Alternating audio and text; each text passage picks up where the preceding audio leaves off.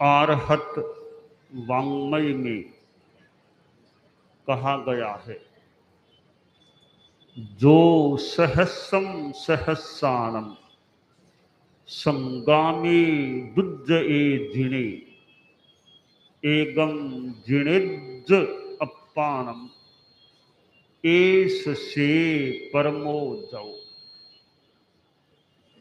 दुनिया में जीत भी होती है और किसी की हार भी हो जाती है।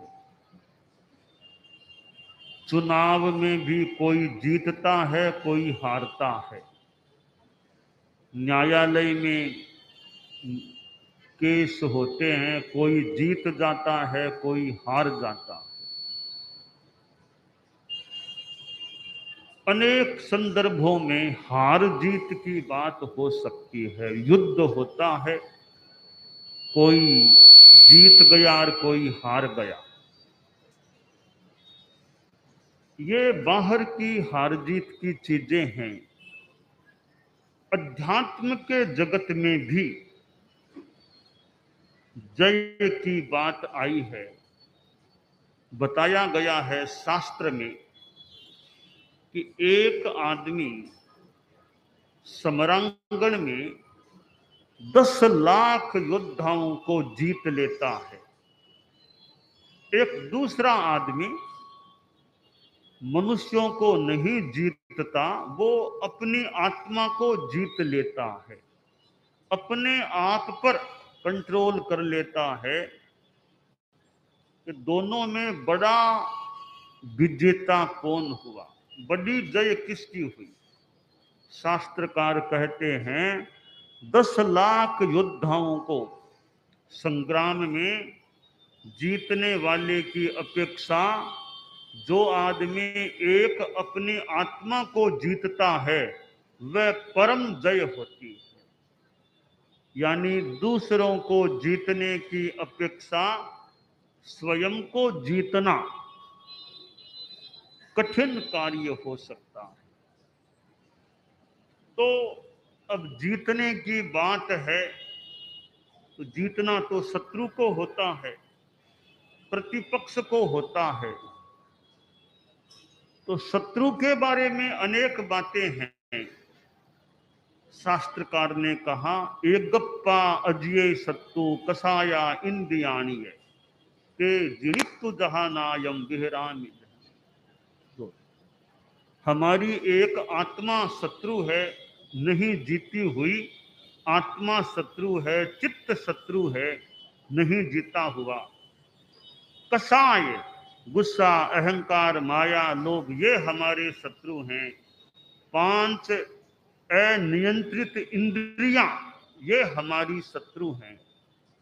इनको जो जीत लेता है, गुस्सा नहीं, अहंकार नहीं रहा, माया नहीं, लोभ नहीं, इंद्रियों पर कंट्रोल हो ही गया, तो मानो अपने आप को जीतना हो गया। तो स्वयं को जीतने के लिए साधना की अपेक्षा होती है। दुनिया में कितनी भौतिक चीजें हैं, बड़े बड़े शहरों में कितनी चीजें, भौतिक सामग्रियां प्राप्त होती हैं। कितनी दुकानें, कितने स्थान जहां चीजें मिलती हैं। ये भौतिक पदार्थ हैं, ये सुविधा में, बाह्य सुख में निमित्त बन सकते हैं, परंतु अपने आप को जीतने से जो सुख शांति मिलती है वह मानो अनिर्वचनीय सी होती है। जो जितना अपने आप को जीत लेगा, मानो वह उस रूप में शांति को और सुख को प्राप्त हो सकेगा। एक साधक राग द्वेष को जिसने जीत लिया है, आत्म रमण करने वाला है, वह कितना बड़ा सुखी आदमी हो सकता है। भौतिक सुखों में जो आसक्त है वह आदमी दुखी व्यक्ति भी हो सकता है। तो संत जो साधनाशील है वो बहुत बड़ा राजा होता है। श्लोक में कहा गया कि संत तो राजा की तरह होता है। मही रम्या सैया विपुल मुपधानम भुजलता वितानम चाकाशम। कि जो साधु होता है गजन मनुकूलोय मनिलह शरत चंद्रो दीपो विरति वनिता संग मुदित है सुखी शांत है सेते मुनि रतनुभूतिर नृप इव। महीरम्या सैया विपुल मुपधानम भुजलता वितानम चाकाशम यजन मनुकूलो यमनिलः शरत चंद्रोदीपो विरति वनिता संग मुदित है सुखी शांत है सेते मुनि रतनुभूतिर नृप इव। तो कहा गया कि संत तो राजा की तरह है, सोता है आराम से, राजा की तरह सोता है। तो प्रश्न होता है संत राजा की तरह कैसे हुआ? संत के पास है क्या? अकिंचन फकीर, वो राजा की तरह कैसे सोता है? कभी अपेक्षा है बात की यूं तो कि तुलना करो राजा की और संत की। कासा राजा तो सोता है, वो तो सैया पर पलंक पर सोता है राजा महाराजा। तो साधु के पास कहाँ सैया है? अभी साधु मही, यह धरती उसकी सैया है, धरती पर सो जाओ। हमारे संत लोग रात्रि में धरती पर सो जाते हैं, फिर गत्ता आदि भले बिछाएं तो बिछा लें, धरती पर सो जाते हैं प्राय। तो ये धरती है वो साधु के लिए सैया है। तो कहा ठीक है, सोने के लिए राजा के तो सिराना होता है, राजा सिराने को सिर टेक करके सोता है, साधु के पास सिराना कभी और सिराना हो, तकिया तकिया और हो न हो, अपनी भुजलता भुजा को नीचे करके सो जाओ आराम, इसको तकिया बना लो। और तकिया हो तो ठीक है, वरना यूं भुजा पर सो जाओ, यह तकिया हो जाएगा। ये तो ठीक है। और राजा के तो चंदोवा और ऐसे ऊपर होते हैं, कि साधु के आकाश है ना, आकाश ही मान लो जो भी चंदोवा की दो। अभी राजा के तो पंखे चलते हैं। कितने लोग पुराने जमाने में मान लो ये पंखे नहीं थे ताड़ी वाले, तो कोई सेवक आदि रहते, वो पंखा जलते हवा करते रहते, अब जो भी व्यवस्था रही होगी। तो राजा के तो पंखे की हवा की व्यवस्था होती है, साधु के कहाँ पंखे? मान लो थोड़ी पुरानी बात, कुछ भी मान ले। तो कहा भाई साधु के तो सहज हवा चले, आकाश में सहज हवा चले, वो पंखा, उसी को पंखा मान लो। तो साधु को खुले आकाश में भी नहीं सोना, फिर भी किनारे पर कहीं सो गया, हवा आती है, हवा का क्रॉस वेंटिलेशन ठीक है, तो हवा आ जाए तो वो पंखा है साधु के लिए। तो कहा ठीक है कि राजा के तो दीपक और जलते हैं, साधु के दीपक कहाँ जलते हैं? साधु के तो चांदनी, जो शरद पूर्णिमा की जैसे चांदनी है, और भी रात को चांदनी हो, वो चांदनी साधु के दीपक के समान है। ऐसी बातें बताई गई। तो मुने अतनुभूतिर, बहुत ज्यादा वैभव वाला साधु होता है। और आगे देखें तो एक राजा साधु के सामने प्रणत हो जाता है, साधु के सामने मस्तक झुका लेता है। जो राजा इतना स्वाभिमानी होता है, हर किसी के सामने झुकता नहीं है, क्योंकि हमारा ये उत्तम अंग है, मस्तक है। फिर स्वाभिमानी आदमी हो, हर किसी के सामने थोड़ी मस्तक झुका देगा। मैं भी आखिर एक अपने स्तर का हूं, मैं ऐसे कैसे झुक जाऊं। फिर राजा महाराजा जो अपने राज्य का सम्राट है, वो हर किसी के सामने कैसे झुके। पर कई राजा महाराजा ऐसे लोग हैं, वे संत के सामने मस्तक झुका देते हैं। राष्ट्रपति, प्रधानमंत्री और भी बड़े बड़े मुख्यमंत्री, राज्यपाल आदि भी संत के सामने मस्तक झुका देते हैं। और यो कई लोग तो संत के पैर में मस्तक रख देते हैं, पैर का स्पर्श मस्तक से करते हैं। बड़े धनवान हैं, पैसे वाले हैं, नौकर चाकर उनके आसपास रहते हैं, कितने कर्मचारी उनके अधीन हैं। ऐसे सेठ हैं, संपत्ति वाले धनाढ्य लोग हैं, वे संत के पैर में मस्तक लगाकर संत के चरण का स्पर्श करते हैं। तो इसका मतलब क्या हुआ, राजा भी जिसके सामने झुकते हैं तो वो राजा है, तो संत तो महाराजा हो गया। संत महाराजा, जिसके सामने राजा भी झुके वो महाराजा। इसीलिए आप लोग भाषा में बोलते हैं महाराज महाराज महाराज, तो महाराज हो गए ना महाराज। जिसके सामने राजा भी झुके वो महाराजा कहला सकता है, हो सकता है। तो संत के पास और है क्या? पैसा भी मान लो संत के पास नहीं है।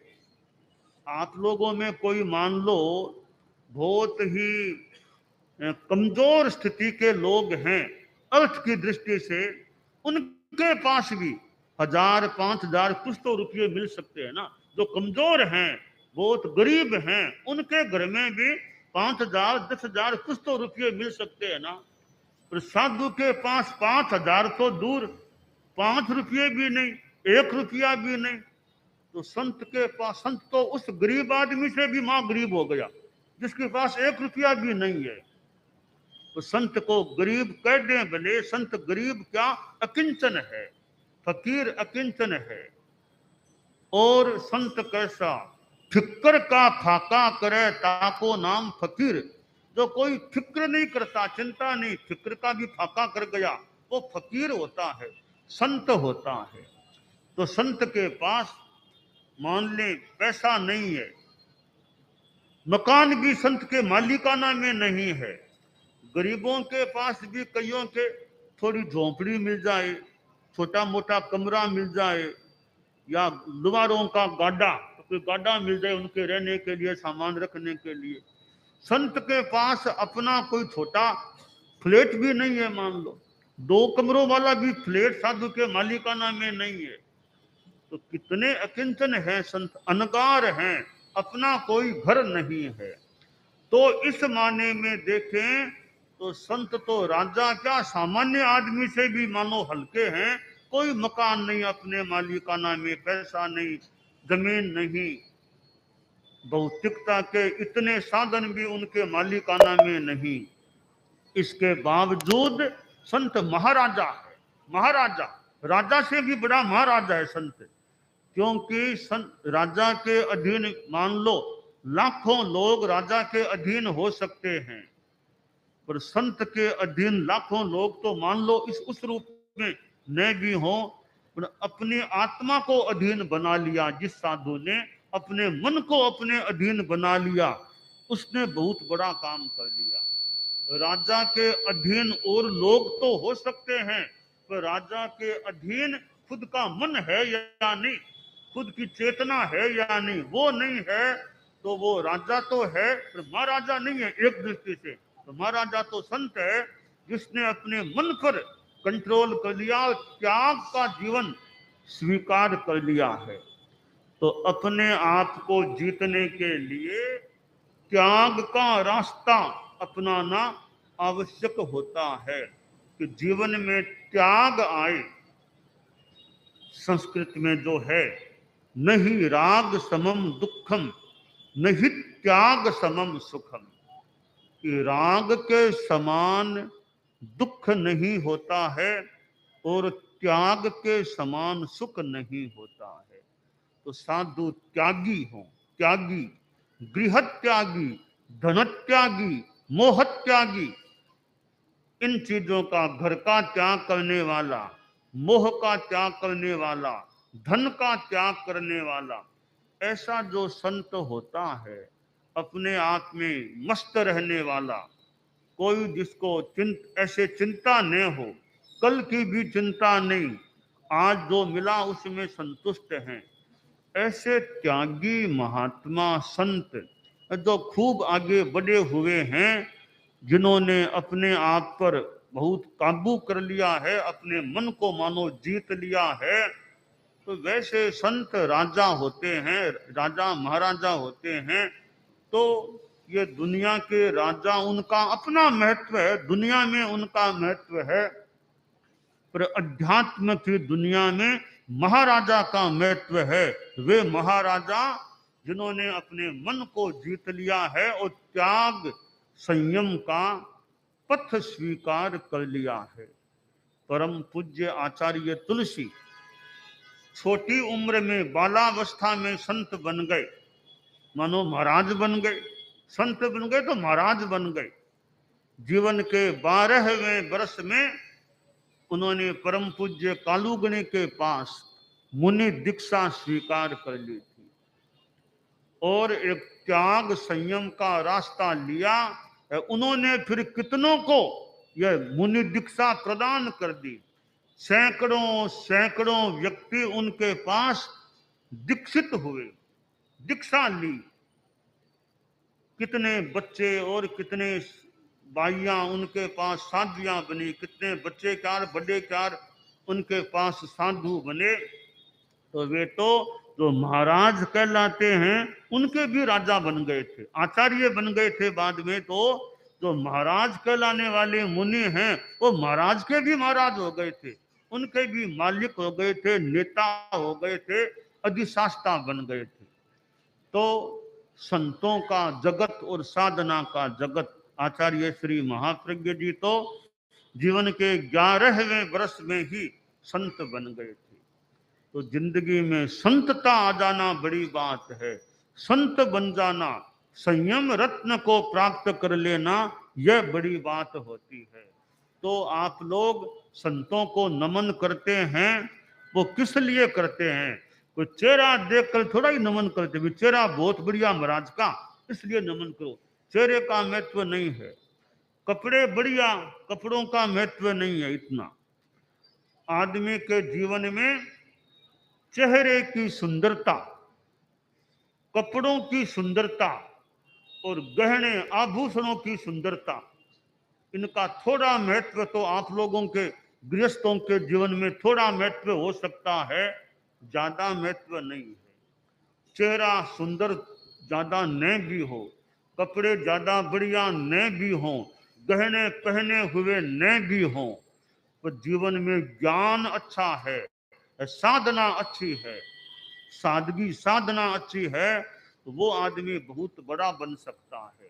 तो हमें अपने जीवन में चेहरे की सुंदरता, कपड़ों की सुंदरता और आभूषणों की मूल्यवत्ता, इन तीनों को ज्यादा महत्व नहीं देना चाहिए, ज्यादा महत्व गुणों को देना चाहिए। जीवन में गुण कितने, योग्यता कितनी है। एक सामान्य कपड़े पहना हुआ आदमी बहुत महान व्यक्तित्व वाला हो सकता है। सामान्य कपड़े हैं, कोई गहना नहीं है, चेहरा भी बहुत बढ़िया नहीं है, बिना बढ़िया चेहरे के, बिना बढ़िया कपड़ों के, बिना गहनों के कोई महान आत्मा, महान व्यक्ति हो सकता है। भगवान महावीर थे, जब साधना काल निष्पन्न हो गया, संपन्न हो गया, उनके पास कौन से गहने रहे होंगे, कौन से बढ़िया कपड़े रहे होंगे। चेहरा तो हो सकता है बढ़िया हो, चेहरा तो तीर्थंकर थे, बढ़िया भी हो तो हो सकता है, वो हो तो ठीक, न भी हो तो साधना का महत्व है। तो आप लोग जो गृहस्थ हैं, खैर सब साधु बन सके ये कठिन बात हो सकती है, पर गृहस्थ जीवन में भी सादगी संयम, जितना हो सके त्याग, उसका विकास हो। कि सादगी रहे जीवन में, ज्यादा कोई दिखावा प्रदर्शन वो लक्ष्य न रहे, और जिंदगी में जितना संयम हो सके, जितना और गुणों का विकास हो सके, और इसके साथ आदमी दूसरों के लिए क्या करता है, दूसरों के लिए क्या करते हैं। आदमी ने खुद ने अपना सब अच्छा कर लिया, वो सामान्य बात है।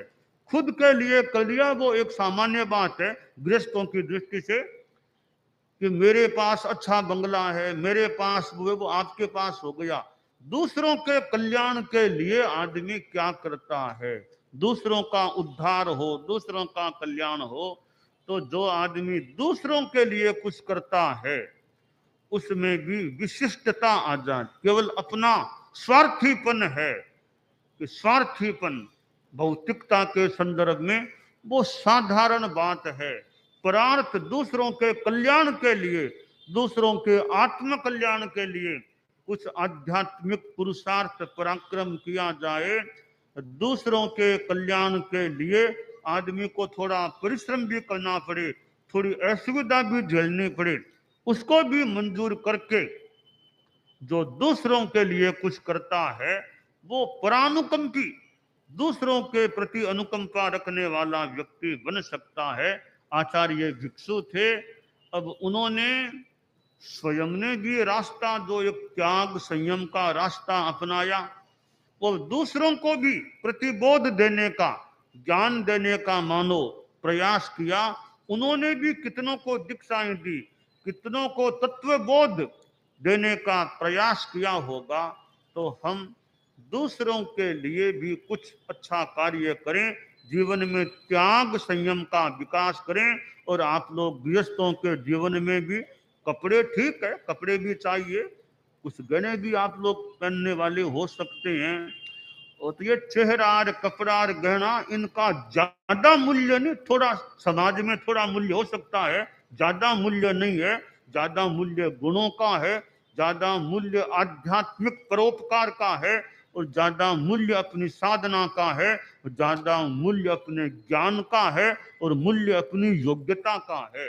तो कपड़ों आदि को महत्व ज्यादा न दे करके हम गुणों को ज्यादा महत्व दें, त्याग संयम को ज्यादा महत्व दें, तो आगे बढ़ते बढ़ते हम अपने आप को जीतने वाले भी बन सकते हैं।